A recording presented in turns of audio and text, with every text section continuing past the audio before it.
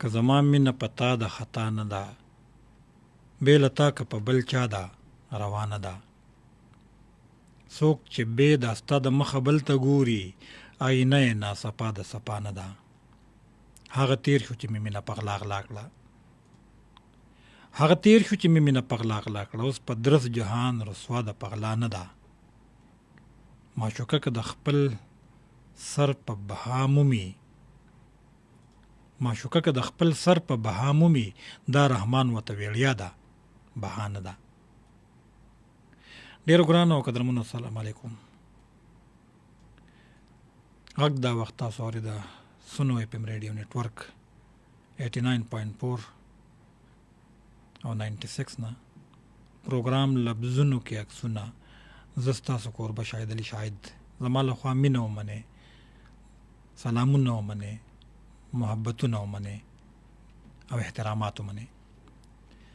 قدرمنو بالکل په دغه پروګرام کې تاسو ته هرکلی په خیرالی وایم. زه یوازې نه یم او دغه پروګرام پروډوسر علیشان کاکا خیل صاحب هم زما سره دی. د هغه له خوا هم مینه ومنئ او مننه ورته وایم چې په دغه خاموشه ساعتونو کې زما سره ملګرتیا کوي، زما غږ زما آواز تر تاسو پورې در رسوي. قدرمنو بالکل هم په دې شپه ستاسو دپاره پروګرام راوړم لفظونو کې عکسونه. نن مې هم پروګرام راوړی دی لکه د نور کله په شان. بالکل دا دې وخت نه تر د 11 بجو پورې به زمونږ د فیسبوک د لارې چې کوم ملګري دي هغې مونږ کتلی هم شي، اورېدلی هم شي. سنو پښتونخوا دغه زمونږ د فیسبوک ډایرکټ دی، په دغې باندې تاسو مونږ اورېدی شئ او کتی شئ. نو تر د 11 بجو پورې به مونږ د فیسبوک ملګرو سره یو انشاءالله. د هغې نه پس به بیا مونږ د ریډیو د ملګرو سره تر 12 بجو پورې یو. دا وخت مونږ د ریډیو ملګري هم اورېدی شي او د فیسبوک ملګري مونږ هم کتی شي او اورېدی شي. بالکل زه به خپلو ملګرو ته د ټلیفون شمېره اوس هم وایم او بیا به ورته هم د 11 نه پس وایم 5254 143. دغه زمونږ د پېښور د سیمه ییز کوډ نه علاوه یعنې 091 دغه زمونږ د پېښور سیمه ییز کوډ دی او 5254 په دغه نمبر به ستاسو رابطه ستاسو راتګ زمونږ سره کېږي. په دغه ژوندی خپرونه کې خپل غږ، خپل اواز، خپل پیغام، خپل کلام یا انتخاب کلام شریکولی شئ. خو دا وخت زه کوشش کوم چې د ناول برخه شریکه کړم. قدرمنو بالکل مونږ د ناول 11مه برخه به نن وایو. ناول دی میلمنه او دغه ناول لیکلی دی پرویز شیخ. د دغه ناول په 10مه برخه کې مختصرا زه وایم چې ما څه ویلي وو. دغه خبره مونږ کړې وه چې یاره د ډاکټر لایبې سره شاکر خان ناست و په هسپتال کې، خو ما په د هغې علاج شروع او هغې ته پوښتنه کول او جوابونه یې وله ورکول چې دغه مریض تا څه دی، دا خانخیله ده. دې ورته چې نه دا نه خانخیله ده، نه زمونږ د خیله ده، خو بس زما شریک حیات دی. د هغې په باره کې تفصیلي خبرې هغوی کړې وې، په هغې کې خبرې نه کوم. خو دا ده چې بیا هغه کله په هوش کې راغله او سوال جواب ورته وشو چې دته چې یاره تا غواړي، ستا هغه مریض تاسو غواړي، لایبه هم دې سره ورغله او بیا د هغې چکپ دوباره وکړه، مبارکي وله ورکړه چې دا اوس بالکل ټیک ده. به هر حال د هسپتال نه هغوی لاړله، شپه یې په هسپتال کې تېره کړه. په دغه شپه کې ډېرې تفصیلي خبرې شوې وي د دوی د یو بل سره. هغه ما کړي دي، زه په هغې کې وضاحت نه کوم، خو دغه به ووایم چې د هسپتال نه لاړل. د هسپتال نه چې کله دوی واپس لاړل نو ده ته خوشنصیب یې بیا ووایي چې یاره ته کله کله راځه او دا خو ډېره زیاته خودسره ده، دا مونږ نه شو کابو کولی، د دې جنۍ لږ خیال ساته او یا د ځان سره کور ته بوځه. دی راووته د کور نه او بیا په دغه دوران کې وایي چې د بونیر او د سوات اپریشن هم ختم شو. کډوال روان و خپلو کورونو ته. حکومت اعلانونه کړي و چې خپلو کورونو ته خپل کډوال دې لاړ شي. هغې کې چې کم خلک د اکبر کلي، همایون کلي او زوړ کلي خلک و، هغې ځان سره هغه خیمې هم واغېستې کومې چې وله شاکر خان اغوستې وې، هغې هم یوړې. بیا فراموش خپله خیمه چې دی نو راوړه، هغې ده ته په حواله کوله، خو ده وانه غوسته او د دلته نه اجازت واغسته. بیا لاړه قاضي صاحب ته ووایي په ارامګاه کې. هغه ډېر زیات خوشحاله شو، ډېره یو اوږده د امن دعا یې وغوښتله. د هغې نه پس چې کله د هغې د کور ټول دغه دعاګانې هغې ټولو خلکو اورېدې، د په خپلو کمره کې خوشنصیبه بیا مې اورېدله او هما مې اورېده چې هما ډېره زیاته خفه وه او د هغې طبیعت ډېر زیات خراب شو. د نورو خلکو جړه خو د خوشحالۍ وه، خو د دې اوښکې د غم میدان نو درېدې. بیا چې کله زرتاجې ته پته ولګېده، هغې شاکر خان خبر کړ چې یاره هما خو چې دنو د مازدیګر کې د چمن سیل ته منوته او بس ځان یې په کوټه کې بندي کړی دی، چا سره خبرې نه کوي. هغه راغی او بیا دا یې راوویسته، دې سره چې دنو خبرې وکړې او ورته وویل چې یاره دا جدایي عرضي ده، دا به ختمه شي انشاءالله، چې د دې نه پس به زموږ واده وشي، موږ به یو ځای یو. واده به کله کېږي، دا به څنګه کېږي، ستا زما ده ورته چې زما مور پلار راشي هغې به کله راځي، او که هغې ونه منل دغه یرې سوالونه د دې په ذهن کې، ده ورته چې یاره زما او ستا رضا وي نو هغې به مني انشاءالله. د هغې نه پس د دوی په منځ کې یو ساعت خاموشي وه چې ډېرې ګڼې خبرې راغلې، خنداګانې راغلې. یعنې افضل خان د پلار او د مور هغې راغلل د چکر نه ارامګاه ته راغلل، قاضي صاحب او دغه ټول چې دنو د ارامګاه په درشله راننوتل، خوش نصیبه به سهیل او د دې خواله راغلل. دی د یو بل سره ملاقاتونه وکړه، دی هم وله سلام له ورپاسېدل. بیا دته مور ویل ستاسو ډله جوړه د دې نه بېله ده، ده ورته وایي زموږ ډله باله بېله شي چې ستا خوله خوږه شي. نو ورته وایي بچیه ته خو ډېر سپین سترګې شوې، ورته دا ستاسو لارې ته مې سترګې سپینې شوي دي. د هغې نه پس بیا چې دی نو ناسته وشوه، ټول د یو بل سره کېناستل، ملاقاتونه وشو. زرتاج یې چې دی نو د چایو د خوږو بندوبست وکړه، او دی بیا د ډېرو خبرو سره دا خبره وکړه چې یاره مونږ ستاسو انتظار کوو، مونږ به هم سبا ځو. قاضي صاحب وایي مشر خان ورته وایي چې یاره زه یم دلته یې، بس دلته به زما خپلې کې به ګپې شپې لګوو. بیا ورته وایي چې نه خیر دی، بیا به راشو، خو تاسو راشئ سره دی. پس ده ورته وایي مونږ به درشو انشاءالله، کېدای شي چې مونږ دواړه درشو، د شاکر مور هم را سره درشي، خو دلته را سره خبره صفا کړه چې زمونږ د لږ ډاډه درشو. نو هغه زه پوه نه شوم څنګه خبره صفا کړمه. دغه خبره یې وکړه چې یاره رشته را سره وکړه. ده ورته چې رشته دا په خوښه کېږي، هغه دواړه ښه لوی دي، ښه عاقله دي، ښه بالغه دي. که د هغوی رضا وي نه پکې زه څه کولی شم او نه ته څه کولی شي. که رضا نه وي نو بس دواړه به چې دی نو بس نه به ته څه وي او نه به زه څه ویم. خپله فیصله دا دي ناست دي، بس په خپله دې وکړي. د هما نه د مشرې بیبي تپوس وکړه چې ستا د شاکر خان بچي په حواله څه خیال دی. هغې سترګې ښکته کړې او په ټیټې سترګې ورته وویل چې د نیا او د نیکه په فیصله کې زه څه نشم ویلی. تر دې ځای پورې ما د ناول 10مه برخه ویلې وه او د ناول 11مې برخې ته ځمه. د ناول نوم دی میلمنه او پرویز شیخ دغه ناول لیکلی دی. نو 11مه برخه کې وایي چې هغه په ټیټو سترګو وایي مشرې بیبي ته د نیا او د نیکه په خبره کې زه خبره نشم کولی، زما هېڅ اختیار هم نشته چې هغې څه ووي نو بس ما ته منظوره ده، دغه زما فیصله ده. دې سره هغه خپل مخ ته د لوپټې پلو نیسي، پاسي او خپلې کمرې ته روانېږي. د هغې د تلو نه پس شاکر خان هم د هغوی د ډلې نه پاسي او بهر وځي. د هغوی دواړو د پاسېدو نه پس ټول یو بل نه مبارکي ورکړي او زرتاج په خوشحالۍ په ټولو خواږه تقسیم کړي. د هغوی په تړون زرتاج ډېره زیاته خوشحاله وه، ځکه چې دا هر څه د هغې په هلو ځلو باندې وشو. مشرې بیبي هغې ته ویلي وو چې په هره طریقه وي خو چې شاکر خان واده ته تیار کړي. هم دغه وجه وه چې د هغې د دواړو په زړونو کې د یو بل دپاره هغې دومره مینه پیدا کړه چې د هغې لمبې هغې په خپله لیدلې او محسوسولې.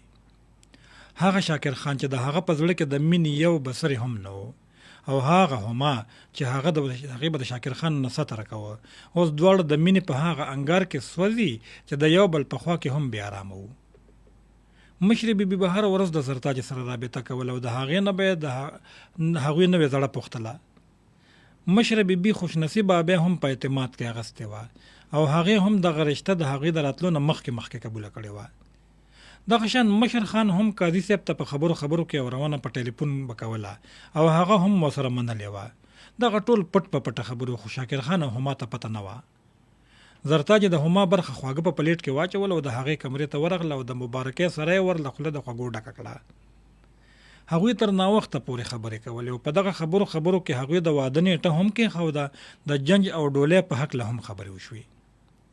په دغه خبرو کې هغوی یو ځای شریکه ډوډۍ هم وخوړه او بیا ترېنه مشرې بیبي او مشر خان رخصت هم واغسته او روان شو خپل کور ته. هغوی د ارامګاه نه ووتل، کور ته لاړل او شاکر خان په خپله کمره کې په خپل بیټ کې ناست و. یو پال یې کته چې د هغه مور ناڅاپه د هغه کمرې ته ورغله. د هغه په لیدو چې د هغه سره په لاس کې کم پایل و نو هغې بند کو، مور ته یې وویل راځه مې کښېنه ما سره. هغې چې پایل ته په زیر وکتل نو مسکی شوه، د هغه سره په خوا کې کېناسته او پوښتنه یې ترې وکړه په دې پایل کې څه دي. د پوښتنې نه پس سمدس هغې د شاکر خان د لاس نه پایل راخ که او چې ویې کتل نو پوهه شوه چې په دې کې د هغې او د مشر خان د ځوانۍ د وخت هغه خطونه و کوم چې د هغې نه بېدرکه شوي و.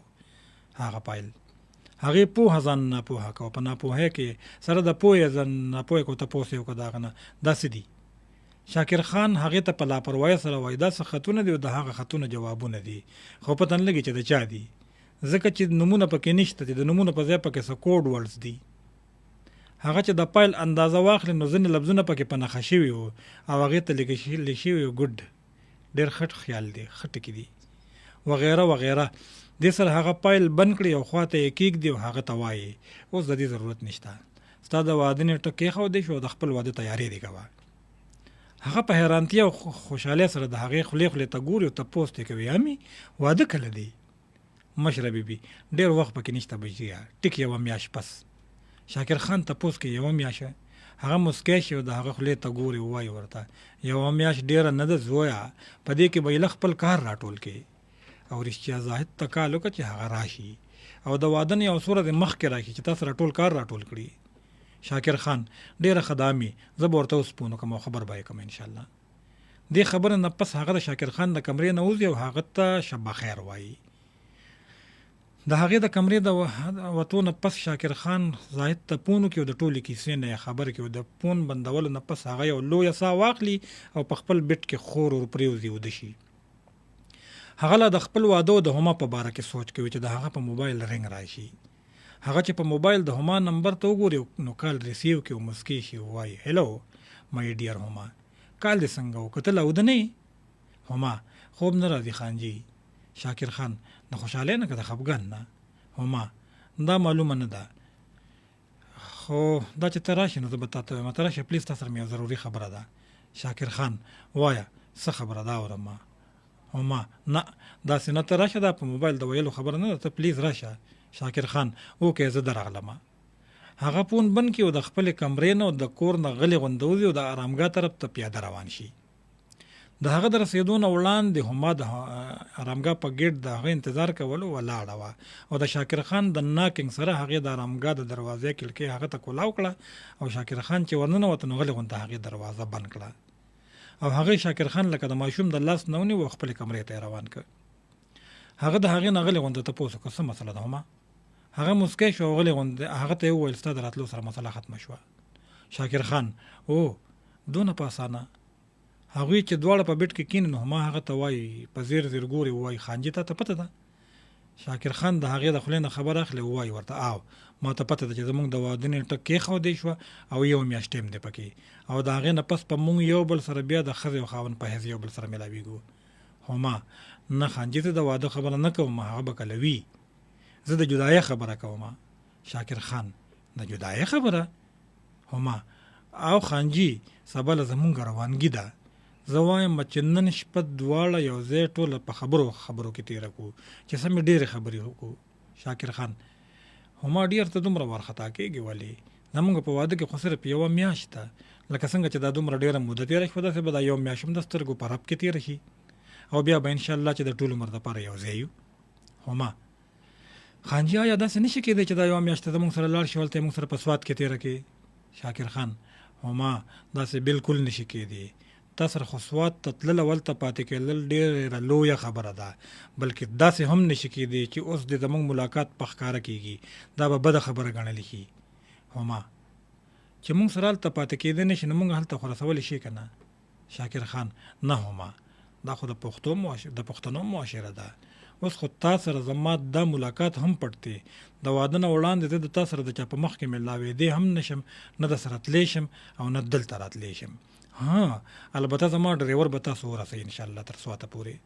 هما ستا نه بغیر به زما تلل داسې وي لکه د یو مړي تلل، هغه اجنبي مړي چې بغیر د جنازې او بغیر د کفن نه د کلي ادیرې ته وړل کېدی شي. شاکر خان هما زه ستا د مینې او ستا د احساساتو د جذباتو ډېر قدر کوم، خو ما دومره مه مجبوروه چې د خپل مور پلار په نظر کې راوغورځېږم او د خپل کلي او د خپلو رشته دارانو په نظر کې رسوا شم او د خلکو د خندا شم. ستا مینه د دنیا د ټولو خزانو نه درنه ده او د دنیا د ټولو خوږو نه خوږه ده، خو زما د عزت نفس په وړاندې هیڅ شی هم نه دی.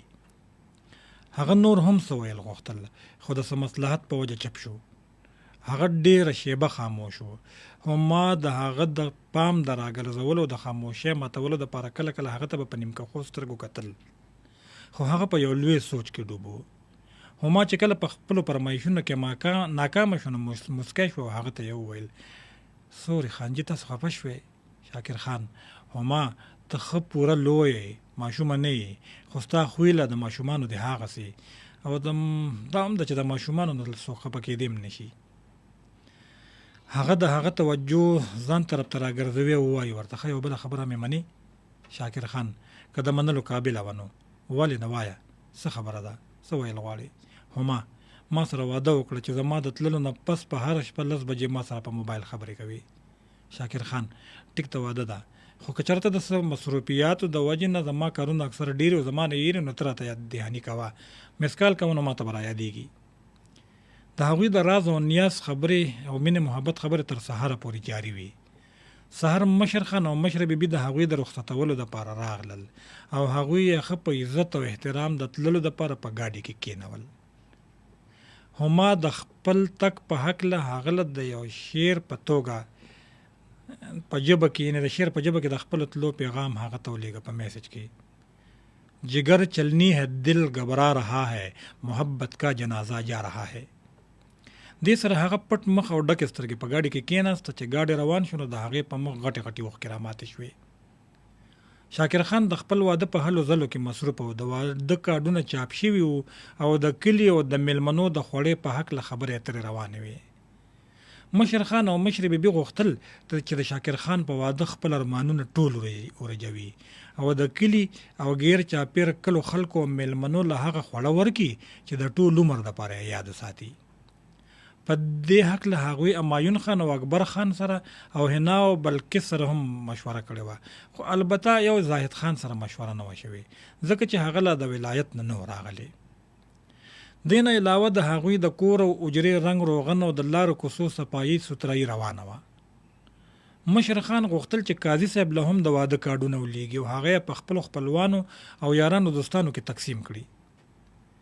هغه او قاضي صاحب په اجره کې هغه او شاکر خان یعنی افضل خان او شاکر خان پلار او زوی دواړه په اجره کې ناستو، په دې هکله خبرې کولې چېرې قاضي صاحب په هغه کارډونه ولیږو چې په دغه دوران کې فراموش سره د یو ماشومې اجرې ته راننوته.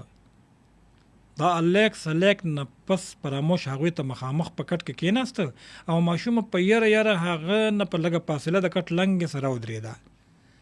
هغه خپیبلې او سرتوره وه، د هغې خیرنې او ریمنې جامې ځای په ځای شلېدلې وې، د سر ویښته یې خیرن او د خاورو دوړو نه ډک وو. د هغې د خیرن او چخنو سترګو نه معلومېده چې د څو میاشتو نه هغه نه د لامبولې شوې. هغه یېرېدلې او اوتره ښکارېدله.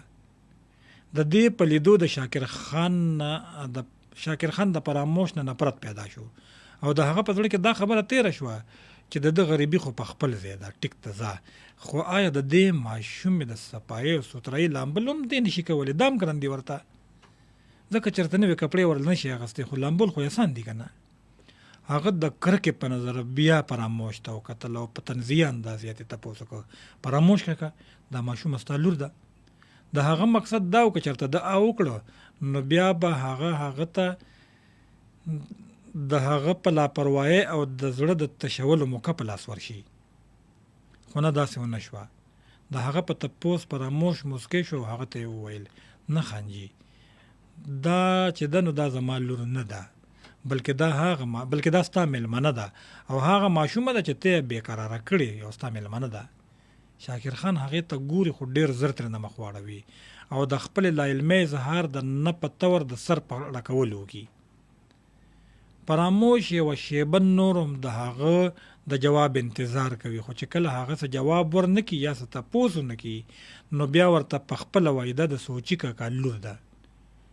شاکر خان د خپل یقین په خولو کې هم د هغه په الفاظو کې د هغه نه تپوس کوي دا د سوچي کاکا لور ده. شاکر خان یو ځل بیا د هغې طرف ته وکتل او تپوس یې ترې وکړ ستاسو نوم د جینۍ؟ هغې په خپله لمنه خپلې سترګې صفا کړې او په یره یې وویل مهوشه. د مهوش نوم په اورېدو سره د هغه زړه د ډېرې خوشحالۍ نه یو ټوپ وواهه. د خپل ځای نه پاڅېد، هغې په غېږ کې ونیوله او اوچته یې کړه. خپل کټ کې د ځان سره یو ځای کېنول او د هغې په سر یې لاس کېښوده. بیا د فراموش نه تپوس وکړه دا چېرته وه او تا څنګه ومونده؟ فراموش جواب ورکړه خانجي جو زه د خپلې سخرګنې د لیدلو دپاره او د هغې د خیر خبره د روغ جوړ معلومولو دپاره بټخېلې ته تللی وم. چې واپس راتلم نو دا جینۍ مې ولیدله. دا جینۍ مې ولیدله چې دا د یوې زنانه سره ولاړه وه او خیر یې غوښته. ما چې ورته وکتل نو په ړومبي ځل مې وپېژنده چې د سوچي کاکا لور ده. ما ترېنه تپوس وکړو ای جینۍ ته دلته څه کوې؟ تا پسې خو خانجي سړي خواره کړي دی او ستا لټون کوي. جو زما په خبره هغه زنانه په ما را سره شوه او سترګې یې راباندې راوویستې او بد رد ویل یې ماته شروع کړه. خو زما د سخرګنۍ په وجه د بټخېل زیاتره دکانداران او خلک ما پیژني. هغوی چې د دغه ښځې بد رد او کنځل وینا واورېدله نو زمونږ خوا ته راغله او راټول شو. لویه ګڼه ګوڼه جوړه شوه. چې ما ورته جو د دې کیسه شروع کړه نو زنانه ویرېده او خپې یې وویستې ولاړه او ده یې ماته پرېښوده. خو دا ما وپېژنده چې د سوچي کاکا لور ده. نو د دغه پېژنګلو په وجه دا ما راوسته دلته تاله چې تا ته یې په حواله کړمه. شاکر خان فراموش کاکا ته وکتل او ویې ویل فراموش کاکا دا خو د یو ناقابل فراموش او لوی احسان په ما وکړه. ډېر زیات دې خوشحاله کړم. لویه کارنامه دې وکړه. اوس وایه د دې خوشحالۍ په عوض کې ته زما نه څه غوښتل غواړې؟ څه انعام تاله زه درکړمه؟ فراموش خانجي زما او ستا ترمنځ د انعام او د احسان څه خبره نشته دي.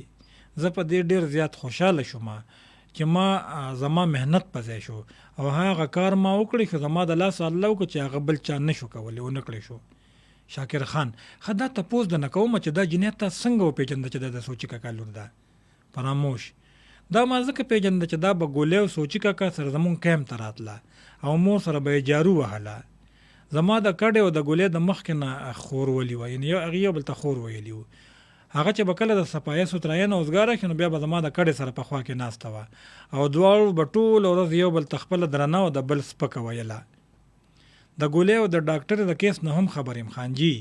فراموش ویل مشر خان د هغوی د دواړو خبرې ښه په توجه سره اورېدي. په خاموشۍ سره خو د هغوی په کیسه پیسه نه پوهېده چې دا دوی څه وایي. کله چې د هغه صبر تمام شو په کیسه پوهه نه شو د مشر خان نو د شاکر خان نه یې تپوس وکړه بچیه دا څه کیسه ده؟ شاکر خان هغه ته د ګولۍ د دغه ماشومې او د ډاکټر لایبې او د سوچي کاکا ټوله کیسه د سر نه تر د اخره پورې بیان کړه. هغه خبره لا روانه وه. کیسه یې پلار ته کوله چې یو نوکر د فراموش دپاره چای راوړه او هغه ته یې په میز کېښوده. شاکر خان چې کله خپله خبره ختمه کړه نو مهوش یې د لاس نه ونیول او د ځان سره یې کور ته بوتله او خپلې خدمتګارې زرتاجې ته یې په حواله کړه. د شپې ډېره زیاته تبه په هغې راغله او په سباله چې دی نو هغه د ځان سره هغه په ګاډي کې کېناسته او بازار ته لاړه. د هغې له یو څو جوړې جامې ریډیمیټ واغستې، د خوراک څښاک څیزونه، د لوبو کیلونې ګوډاګې ورله واغستل او واپس راغی. د هغه د راتلو نه مخکې هغه زرتاجې واشروم ته بوتلې وه، ښه صفا یې ولامبوله او شاکر خان د هغې دپاره راوړلی شوي سامان ټول زرتاجې ته په حواله کړ او حجرې ته لاړه. فراموش لا هغسې په حجره کې ناست او د مشر خان سره د سوات د امن او امان او د قاضي صاحب د کورنۍ په حوالې سره خبرې کولې. د شاکر خان حجرې ته په رسېدو هغه پاڅېد او ورته یې وویل خانجي زه تا ته ایسارومه، که قاضي صاحب ته څه سوال جواب وررسول وي، څه خبره ورلیږل وي نو شپه مې وکړه بس چې زه به درنه اوس کلي ته لاړ شم، زه روانېږم. شاکر خان نه فراموش که ایسار شه بله شپه مو وکړه، سبا له به لاړ شي. فراموش نه خانجي شپه نه شمه کولی، تلل ضروري دي، ډېر کارونه راته پاتې دي، زه به وختي تللی وم خو ستا راتلو ته ایسارومه. که قاضي صاحب له سوړنه راوړنه وي نو ډېره ښه ده، ګینې نو زه درنه ځمه، د الله په امان. د هغه په ځای مشر خان جواب ورکوي نه داسې څه خبره نشته دی، زمونږ د هغه سره په ټلیفون باندې خبرې اترې کېږي، البته ته چې زین او پتلو کوې ځان سره خپل او د هغه کارډونه یوسه. شاکر خان هغه ته د قاضي صاحب او د قاضي صاحب د خپلو خپلوانو کارډونه هم ورکوي او د فراموش او د بګا د نامې کارډونه هم ورکوي. د هغه نه پس هغه خپلو مصروفیاتو کې اخته شي او مشر خان کور ته لاړ شي. زرتاجه چې مهوش ولامبوله نو د سر ویښتې ورله ګومنځ کړه، د لاس خپو نوکونه ورله کټ کړه، قرانجې ورله وانه چول، ځکه چې د هغې سره دا یره وه چې هسې نه د هغې خوږ سترګې نورې هم خوږ شي. دې نه پس یې هغه د مشرې بیبي کمرې ته بوتله او د مشرې بیبي په تپوس هغې مشرې بیبي ته د هغې متعلق ټوله کیسه وکړله. بیا هغه مشرې بیبي ته حواله کړه او په خپله هغه د کور په نورو کارونو کې اخته شوه. مهوش د مشرې بیبي سره په غېږ کې ناسته وه او د چپسو د ګوتې نه به یې یوه دانه خوړه او په خپله وړه ژبه یې هغې ته د خپلو جون ټوله کیسه کډوالو سره د تلو، بیا د هغوی نه د یوې ملنګې سره د تللو او هغې سره د خیر غوښتلو خبرې، دغه کیسه یې ټوله هغه ته کوله چې په دغه خبرو کې هغه د مشرې بیبي په غېږ کې وده شوه. شاکر خان چې کله خپل کور ته راغی نو زرتاج د هغه مخې له ورغله، ورته یې وویل خانجي هغه جینۍ مې ولامبوله، صفا سوتره جامې مې ورته واچولې خو هغه ناجوړه ده او د مشرې بیبي په غېږه کې ډبه ډوبه پرته ده. بیبي وایي چې هغه ډاکټر له بوتلل پکار دی. شاکر خان ناجوړه ده؟ څه ناجوړه ده؟ څه تکلیف دی ورته؟ زرتاجه خانجي هغه تبې هم نیولې ده او سترګې یې هم خوږ دي. شاکر خان زه ته ورځه، زه د هغې څه بندوبست کوم. دې سره هغه خپلې کمرې ته روان شي. چې کمرې ته ورسېدو نو د ډاکټر لایبې ته یې کال وکړه. کال چې هغې ریسیو کړه نو تپوس یې وکړه خانجي څنګه دی، تاسو څنګه یې، کور کې څه حال دی، هما بیبي څنګه ده او رښتیا واده کله دی؟ شاکر خان ټول ښه دی میډمه، د واده نیټم ایښودلې ده انشاءالله، په 13 تاریخ د اتوار په ورځ ولیمه ده، که کارډ درته میلاو شي وکړي نو راځې به، نو ما ته بلنه درکړه خبر مې کړې. ولې نه دا خو زما خپله خوشحالي ده، ضرور به درځم. خو خانجي دا راته ووایه چې زما د مهوش څه پته ولګېده او که نه، زه خو د هغې غم وخوړم. شاکر خان ته د هغې غم مه کوه میډمه، هغه زما کار دی، په ما یې پرېږده. ما تا سره واده کړی ده انشاءالله، ستا غېږه له به یې درولم، هغه په ما پرېږده ښه. خو فلحال ما ته یوه بله مسله پیښه شوې ده او هغه دا چې زما یوه خورزه ناجوړه ده او ډېره سیریس ده. خبره مې دا کوله چې تاسو دلته راتلی نه شئ، لږه پلیز مهرباني به وي که دلته رالی. لایبه هو مای ګاډ خانجي ستا خدمت په داسې ورځ په ما راغی چې زه ډېره زیاته مصروفه یم. زما د لور مهوش کلیزه ده، ډېر میلمانه مې راغوښتي دي، د هغې سره مصروفه یم، اوسګاره نه یم، نن خو بالکل نشم درتلی، خفه نه شي، بخښنه غواړم. شاکر خان میډم زه ډېر په مشکله کې یم، د ډاکټرانو د هړتال په وجه ټول سرکاري هسپتالونه بند دي. ډاکټر لایبه د هغه د خولې نه خبر اخلي، ووایي ورته ستا خبره بالکل ټیک ده، هم د هغه سرکاري هسپتالونو د هړتال د وجې نه خو پرایویټ کلینیکونه او هسپتالونه هم ټول بند دي او ټول د هغوی سره په هړتال کې شریک دي. بله دا چې د سرکاري هسپتالونو د ډاکټرانو د یونین سره زمونږ د پرایویټ چې کم کلینیکونه او هسپتالونه دي نو زمونږ د یونین د هغوی د یونین سره معاهده شوې ده چې مونږ به د هغوی هر قسم اخلاقي، مالی، جانی او زبانی مرسته کوو او که چا د دې معاهدې خلاف ورزي وکړله نو د هغوی خلاف او د هغه ادارې خلاف په بالکل تادیبي کاروایی کولی شي. هغه کس په 10 لک روپۍ جرمانه هم جمع کوي او د هغه اداره به هم بلیک لیست کیږي. شاکر خان میډم زه ستا جرمانه هم ادا کولی شم او ستا هر قسم اخلاقي، جانی او قانوني مرسته هم کولی شم، خو تاسو راشئ پلیز او زما دا مشکل اسان کړئ. خو خیر بیا هم که تاسو نشئ درتلی نو خیر دی، بیا به زه درشم او خپل مریض به کور ته درولم. ډاکټر لایبه خفه نشي خانجي، زه بالکل مصروفه یم، زه درتلی شم او مه ته راځه، زه مهوش د سالګرې په وجه ټول ویل ډاکټران دلته راغلي دي. شاکر خان دا خو ډېره ښه خبره ده، بیا خو زه درځم ځکه چې ډاکټران ډېر دي، ټول به یې معاینه وکړي. ډاکټر لایبه نه خانجي ما ته ډېر افسوس دی چې زه ستا هېڅ مدد نشم کولی، خفه نشي. شاکر خان میډم زما د خاطره نه بلکې د انسانیت د خاطره زما مشکل اسان کا پلیز. ډاکټر لایبه خانجي زه د خپل لوز، قول او معاهدې خلاف ورزي د خپل لور مهوش د پاره هم نشم کولی، خفه نشي. شاکر خان ډېره ښه ده میډم، خو یوه خبره مې په پرانستو غوږونو واوره، که چېرته زما خورزه مړه شوه نو ستا لور مهوش به هم ژوندی پاتې نشي.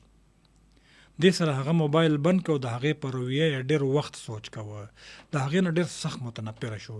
د هغه په زړه کې یو ځل راغله چې هغه د هغې لور مهوش هم د دغه بیمارۍ په حالت کې هغې لولیږي او هغې سره خپل رسمي او غیر رسمي رشته او تعلق هر څه ختم کړي. خو بیا د خپل خیال تردید په خپل وکړو، ځان سره وي چې نه داسې نه دي کول پکار، داسې نشي کېدی. دا صرف د ډاکټر لایبې د لور مسله نه ده، بلکې د یو انسان او انسانیت مسله ده، او هغه به تر خپل وسه په هر لحاظ او هر حال کې د هغې د بچ کولو کوشش کوي. هغه حیران په دیو چې اوس څوکي او څنګه د هغې ژوند بچ کی. په دې وخت کې خو ډېر مشکلات دي، کم هسپتال ته بوزي او کم خوی بوزي، کم ډاکټر لی بوزي. ټول ملک سرې لمبې وړې کړې وو، د خیبر نه تر ګوادر او د کراچۍ نه تر لاچۍ پورې، او ټوله قبایلي سیمه کې تاو تریخوالی وو. انسانیت سوز ډرون حملې کې دي، ترهګرۍ کې دي، د ډرون حملو خلاف د سیاسي ګوندونو مظاهرې کې دي.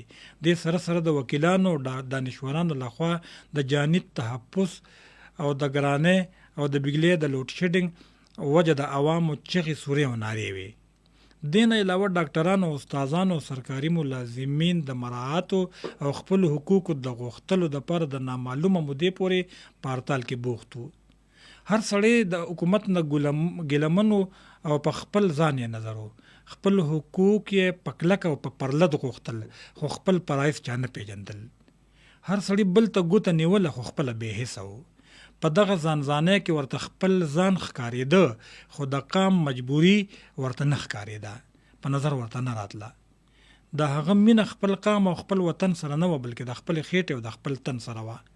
هغه د مهوش د علاج دپاره سوچ کولو چې څنګه به د هغې علاج کېږي په دغه دومره ګډو وډو سختو مشکلو حالاتو کې، چې د هغه مور مشره بیبي په دغه حالاتو کې راغله چې دی په دغه سوچ کې پروت و. د کمرې ته راننوته او هغه ته یې وویل یا زویه ته دلته پروت او هلته هغه جنۍ ډبه ډوبه پرته ده مري. هغه چې مور ولیده نو د هغې په احترام کې پاڅېده او مور ته یې وویل د هغې په تبه کې څه کمې نه دی راغلې مورې. هغې خپل دواړه لاسونه ومروړله او یې ویل نه زویه کم دی.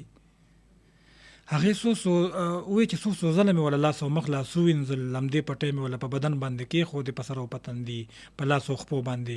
لږ ساعت دپاره ټیک شي، خو چې د بدن لونوالی ختم شي نو د پټو لونوالی د بدن نه ختم شي نو واپس ته به زیاته شي، لمبې ترخېږي. ته راشه زویه لږه په خپله یې وګوره، له شا به زر کوه ډاکټر له یې رسوه، ګنې هسې نه خدای مه که. هغه مخکې نور څه نه وایي او په چپه خوله د هغه د کمرې نه ووته، او د هغې نه پس دی هم شاکر خان هم هغې پسې د خپلې کمرې نه ووته او دواړه د هغې خوا لره ورغلل. شاکر خان چې هغې ته وکتل نو هغه واقع چې پټې سترګې پرته وه، د هغې مخ او تندي له چې یې ګوتې وروړلې نو هغه ویرېده. ډېر زر یې خپل لاس رستو کو او په یره یره یې مور ته وویل ویې ویل دا خو واقع ډېره سیریس ده. دې سره هغه د کمرې نه ووته او زرتاجي ته یې په چغه وویل زرتاجي ته ځان تیاروه، زه ګاډي راولمه چې دا پکې بوځو. هغه د زرتاجي د جواب انتظار نه که او ډېر په تیزۍ سره د کور نه بهر ووته او ګاډي یې په لږه شیبه کې راوسته او هغه پکې واچوله. زرتاجي یې د ځان سره په ګاډي کې کېنول او ډېر په تیزۍ سره د کور نه ووته. د هغه د تلو نه پس مشر خان ته زاهد خان کال وکړ او د ماښام 7 بجې په ایرپورټ د خپلو کوزېدو اطلاع ورکړه. د مشر خان نه پس یا مشر بیبي سره هم خبرې وکړې. د هغه د ټلیفون بندېدو نه پس هغوی ایرپورټ ته د تلو تیاري شروع کړه او هلته شاکر خان هغه په داسې حالاتو کې سیمج ته ورسوله چې بالکل ډب ډوب او پټې سترګې پرته وه. د هغې د چکپ نه پس دغه اندازه ولګېده چې د هغې تبه 104 ته رسېدلې وه او هغې بالکل بېهوشه کړې وه. ډاکټرانو چې د هغې حالاتو ته وکتل نو ټول ترېنه چاپیر شو او ډېر په جدیدترینه طریقې سره د هغې چکپ او معاینه وکړله او هغې نارمل حالاتو ته په مزه مزه راوسته. بیا ورته ډریپونه ولګول، په ډریپونو کې ورته انجکشنې ماتېدې. د ټولې شپې د کړاو او د علاج نه پس د هغې په هوش کې راوسته. سترګې یې وغړېدې خو د سترګو نه یې زیړې او بله هغسې روانې وې. سهار چې هغه د آی سی یو نه واټ ته منتقل شو نو د هغې تبه بالکل نارمل وه. بیا چې د هغې د یورین د ټسټونو د نور چیکپ نه وشو نو د هغې نه دا اندازه ډاکټرانو ته ولګېده چې د هغې تبه د سترګو د بیمارۍ د وجې نه ده. چې کله د هغې د سترګو چکپ وشو نو د هغوی ته دا پته ولګېده چې د هغوی په دواړو سترګو کې سرې خولې زخمونه دي.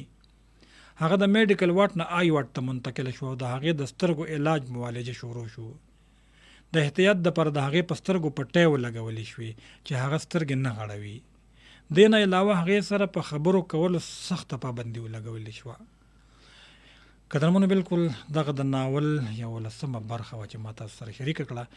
د دې نه پس د فیسبوک د ملګرو نه هم اجازه غواړو، مونږ هم لګې دمې ته ځو، واپس راځو، خپل پروګرام به مخ په وړاندې بوزو. د ریډیو ملګري دي چرته هم نه ځي، مونږ راځو، مونږ سره اوسئ.